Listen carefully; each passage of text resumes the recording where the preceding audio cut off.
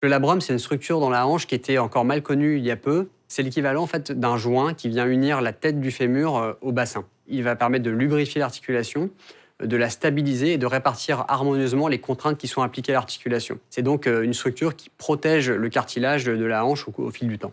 Alors cette lésion du labrum elle va pouvoir survenir surtout chez les sujets jeunes, sportifs, notamment lorsqu'ils pratiquent des sports à grandes amplitudes. Ça peut être le cas des sports de combat, de la danse, notamment la danse classique, mais aussi des sports en semi-flexion, avec la hanche fléchie, en subissant des contraintes, parfois en torsion, comme le football, le rugby, mais aussi les sports de raquettes. La lésion du labrum va provoquer une douleur assez peu spécifique. C'est une douleur en général qui est inguinale dans le pli de l'aine, qui est de rythme mécanique, c'est-à-dire qui est liée à l'activité du patient.